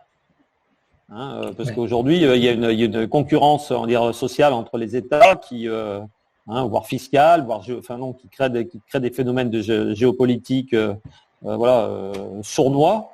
Et oui, moi je pense que c'est possible. Je vais peut-être laisser Jean-Marie, on va dire, s'exprimer sur le sujet. Alors, qu'est-ce qu'on, sur le principe, le coût environnemental d'un produit, bon, il y a des milliards de textes qui ont été écrits là-dessus. Qu'est-ce que c'est que le coût environnemental d'un produit, quoi. Alors, effectivement, on est polarisé sur le carbone, donc il y a l'équivalent carbone ou l'équivalent gaz à effet de serre. Mais derrière la question, j'entends aussi beaucoup une question de transparence. Une idée de transparence. Je pense. C'est comme ça que je l'interprète, plus que la question économique d'une valeur, sachant que sur le coût environnemental, il y a aussi derrière l'idée de marché. Il y a le marché des droits carbone, le marché, il y a quelque part une espèce de marché des droits pollués, enfin, il y a des tas de choses par derrière. Mais sur la question de la transparence, ça me paraît effectivement être à la fois une demande sociale importante et un facteur de progrès important.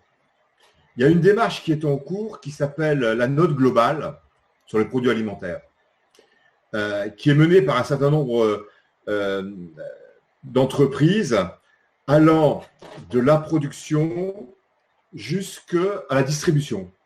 Donc, il y a les représentants des producteurs, il y a les entreprises de transformation et il y a une partie des grandes enseignes. Et ils ont commencé, produit par produit, à décortiquer un certain nombre de critères sur 6 sujets relatifs à la demande sociétale, à l'environnement et à la qualité du produit. Et ils ont un système référentiel et un système de notation et un système de contrôle. C'est en train de se mettre en place de telle manière que le consommateur ait une appréciation globale et notamment de cette dimension environnementale. Mais parce que la difficulté, c'est à la fois d'être transparent, c'est-à-dire que ça aille dans tous les maillons de la filière, que le système de notation soit transparent, parce que la notation des produits, il y a un phénomène récent en France, enfin dans le monde, qui est Yuka, enfin, et particulièrement en France, de notation, mais qui est totalement opaque. Donc là, c'est l'idée d'un système complètement transparent, avec l'idée derrière qu'il soit contrôlé par les consommateurs eux-mêmes. Oui. Alors, on en parlait un tout petit peu, Jean-Marie, l'autre jour.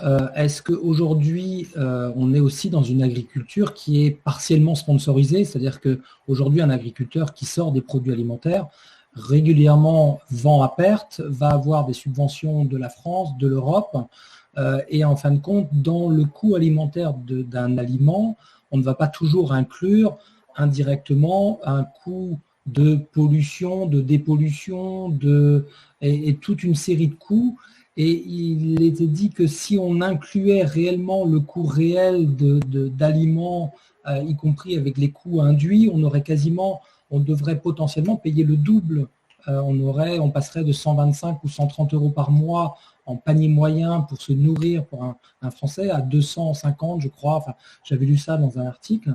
Et c'est vrai que aujourd'hui, le gouvernement, l'Europe décide de plutôt subventionner une agriculture et se dire, faisons que les gens payent peut-être un tout petit peu moins cher leur alimentation pour pouvoir peut-être dépenser plus dans autre chose, dans du loisir, dans du numérique, dans des objets, donc soutenir d'une certaine manière le reste d'une consommation.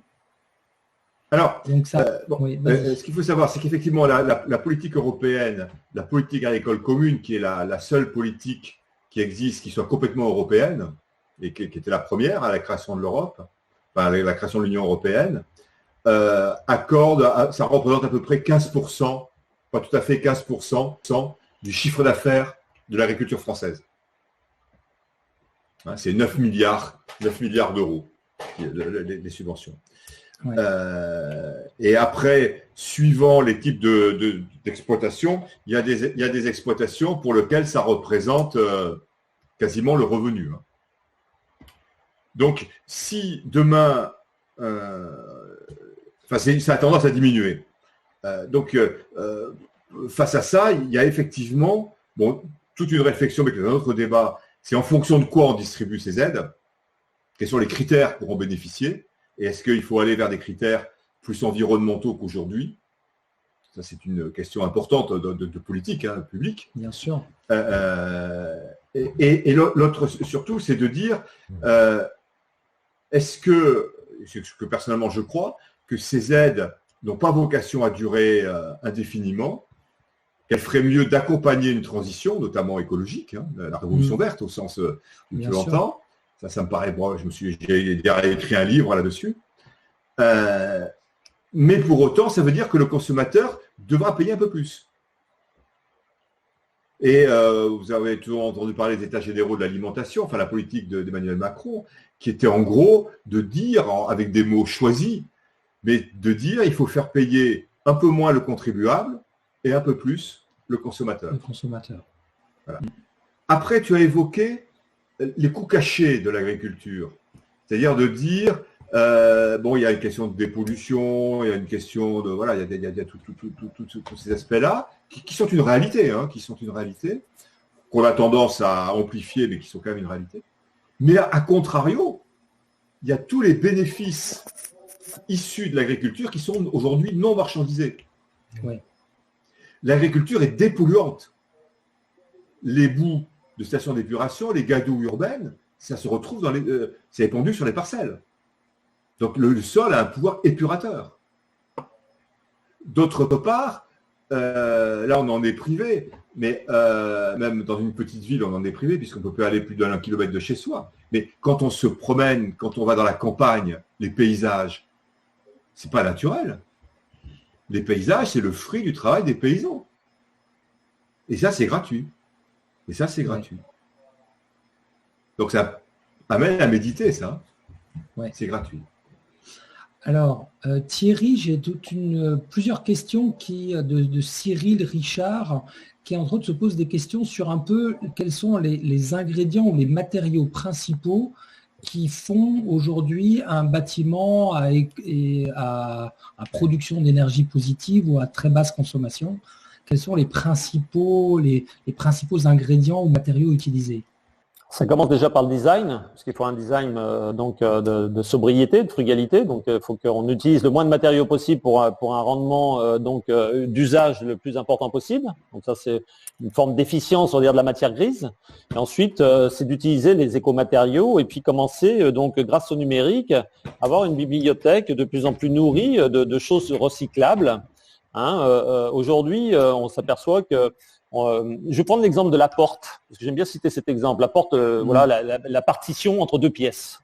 Tous ceux qui vivent dans un logement ancien, d'ailleurs je vois que tu vis dans un logement ancien là actuellement, oui. Olivier, donc tu as peut-être des portes, on va dire, qui datent de 200, 300 ans peut-être, et donc qui font toujours, qui offrent toujours, on va dire, cette fonction, on va dire, de partition entre deux pièces.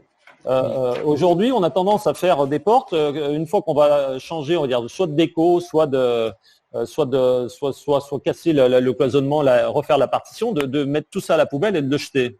Pourquoi aujourd'hui on n'utilise pas des matériaux nobles comme le bois plutôt que de faire ça en carton-pâte ou en matériaux, alors ça pourrait être recyclé, mais voilà, pourquoi on n'a pas quelque chose de plus noble qui pourrait durer, qui pourrait être utilisé dans une base de données en disant cette porte elle existe, demain si quelqu'un veut la récupérer parce que moi elle me plaît plus ici, je veux plus de porte, je veux simplement décloisonner mon appartement, eh bien elle est disponible, elle peut être réutilisée quelque part, il y a simplement peut-être à la poncer, et créer un petit peu, on va dire, un troc en fin de compte de ces choses-là.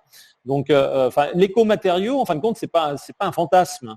Ouais. Aujourd'hui, en fin de compte, l'écomatériau, c'est du bon sens. C'est comment j'utilise, en fin de compte, les ressources de proximité. C'est-à-dire que pourquoi on construisait en pierre dans telle région, c'est parce qu'on était sur un milieu, on va dire, qui était propice à ça. C'est-à-dire on avait des carrières disponibles. Pourquoi on construisait en terre cuite ou en pisé dans d'autres, parce qu'on n'avait justement pas de pierre et donc on utilisait le matériau, on va dire, noble, on va dire, qu'on trouvait, on va dire, sur place. Et donc, et tout ça, c'était c'est fruit de l'observation du climat et du temps. Et donc, aujourd'hui, il faut revenir à ça, c'est-à-dire cette forme de frugalité, on va dire, dans le concept, et d'utiliser des écomatériaux avec une grande hybridité. C'est-à-dire que le danger, c'est de dire le matériau du futur, c'est le matériau décarboné. Parce que sinon, on va piller nos forêts. Ouais. Et on ne s'est pas préparé à les piller aujourd'hui, elles ne sont pas prêtes. Déjà pour le paysage, comme le disait très bien Jean-Marie, c'est-à-dire qu'aller se balader en forêt, ça va faire du bien quand on va déconfiner, on va être content, on va dire, de pouvoir se balader, et donc de ne pas avoir une agriculture qui est au service de la construction exclusivement. Donc l'agriculture, elle est au service du paysage, elle est au service de la biodiversité, elle est au service de l'humanité. Donc voilà, donc de construire avec de manière la plus hybride possible, où la propriété devient en fin de compte l'élément essentiel qui fait le choix qu'on retient. Si je choisis le bois, c'est pour des raisons pas simplement de carbone, mais ça peut être pour des raisons de ressources disponibles, ça peut être pour des raisons d'efficacité thermique, ça peut être pour des raisons totalement psychologiques. Parce que le bois est quelque chose qui renforce mon bien-être intérieur.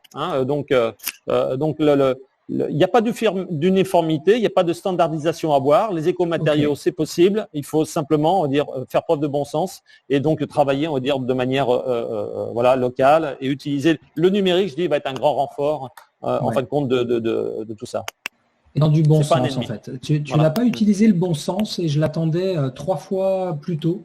Mais on en avait parlé avant du bon sens et c'était un de tes leitmotifs. Donc, j'ai bien entendu le numérique qui est clairement une sorte de passerelle vers des nouveaux usages. C'est un outil, c'est pas une finalité le numérique. C'est ça. C'est un outil. C'est ça. C'est une passerelle pour l'utiliser. C'est un outil parce que bon, c'est comme les réseaux synapsoïdaux, on va dire du corps humain. C'est-à-dire que voilà, c'est permettre en fin de compte au plus grand nombre de partager. Donc, plus ces autoroutes, on va dire neuronales, donc plus ces liens, seront de moins en moins ténus. C'est-à-dire qu'on va faire grossir, on va dire, ces relations entre les hommes, enfin, dans l'humanité. Ouais. Plus on créera on ouvrira les champs du possible. Et je pense que c'est ça qui génère des problématiques, d'ailleurs géopolitiques, dans les pays qui sont non démocratiques.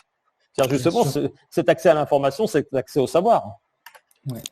Après, aujourd'hui, ce qui se développe aussi, on voit, alors je pense à Vinted, honnêtement, ma femme est une grande fan, mais c'est aussi grâce à des outils digitaux, en fin de compte, des mises en place de nouveaux circuits de distribution, c'est-à-dire que d'événements qui étaient pas chers et plutôt jetés restent pas chers, voire un petit peu mieux, mais revendus une fois, 2 fois, 3 fois, d'événements pour les enfants qui restent de bonne qualité parce que les enfants n'ont pas le temps de les utiliser. J'ai l'impression qu'il y a des nouveaux usages qui se mettent en place. Alors après, j'ai un sondage qui est un peu autour dans mon entourage, mais je vois au bureau, il y a au moins 3 filles sur 8 ou 9 qui font de la vente d'occasion comme ça. Donc, il y a des vrais nouveaux usages qui se créent avec les outils numériques. Je pense à une société à Lyon, Monabi, qui est spécialisée dans les panneaux solaires. Beaucoup de panneaux solaires ont été mis en place pendant des années avec des vendeurs qui ont placardé les toits, parfois en ayant des panneaux moyennement connectés, pas du tout connectés ou pas du tout efficaces. Et en fin de compte, ils ont mis en place des outils numériques pour que les utilisateurs puissent voir si leurs panneaux déjà fonctionnent, est-ce qu'ils produisent quelque chose, et ou sinon il y a moyen d'intervenir, est-ce que les batteries fonctionnent encore, donc c'est vrai que le numérique aujourd'hui est un bon outil pour, en fin de compte, pouvoir aller plus loin, y compris dans la transition écologique. Un mot de conclusion peut-être. Voilà, je voudrais abonder sur ton discours sur le numérique. Le numérique, en fin de compte, tout à l'heure, je parlais des rêves. Et nos rêves sont intimes. On a chacun nos rêves. On a chacun nos idéaux. Le numérique, c'est ce qui permet de partager nos idéaux. C'est le bon côté du numérique. Il y a le mauvais côté du numérique, c'est celle, on va dire, d'une distanciation sociale, mais je dirais, qui n'est pas celle, on va dire, de la crise sanitaire. C'est d'être l'un à côté de l'autre et de se parler par un chat au lieu de s'exprimer ou de se parler sincèrement. Mais le numérique, en fin de compte, va permettre, en fin de compte, d'associer les rêves. C'est-à-dire ce qu'on a dans notre imaginaire et qu'on voit très bien peut s'associer à un imaginaire différent et une vision différente, et donc le numérique peut les associer alors qu'on ne peut pas les associer physiquement, parce que ça, ou alors il faut travailler, on va dire, dans une autre dimension que je ne connais pas malheureusement. Donc voilà. Donc si moi j'avais un mot de conclusion, je dirais, parce que bon voilà, par rapport à la thématique, déclencher la révolution verte, moi je dis que cette révolution dans les pays démocratiques, elle est dans la main des citoyens.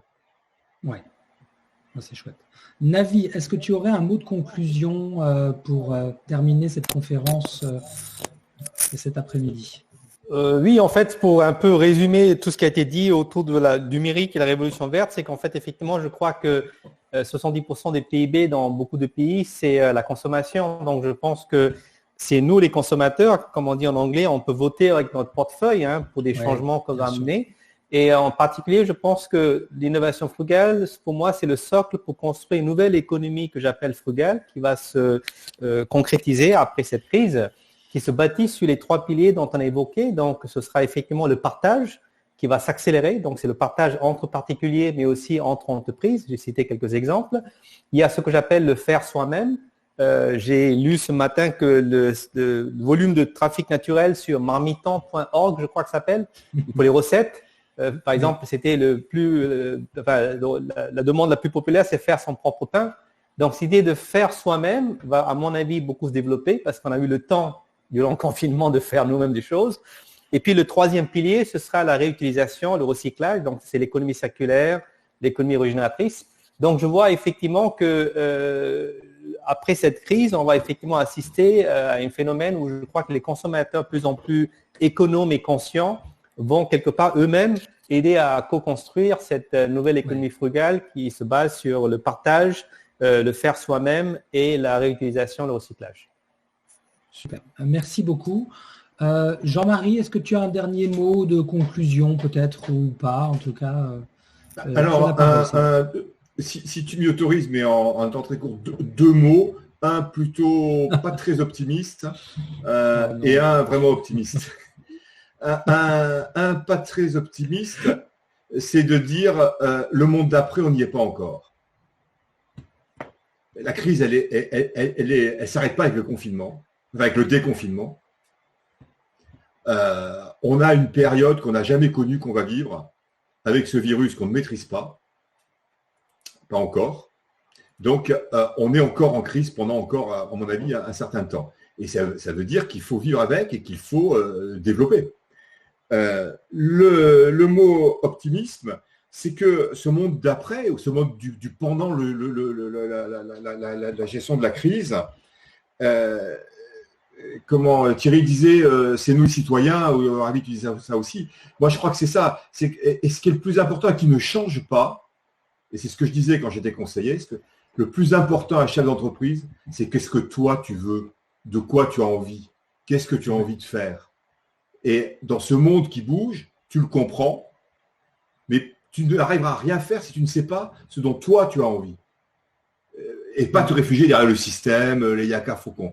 De quoi tu as envie, le monde bouge, tu définis ta stratégie et tes outils de pilotage. De quoi tu as envie, ta stratégie et tes outils de pilotage et tes méthodes frugales.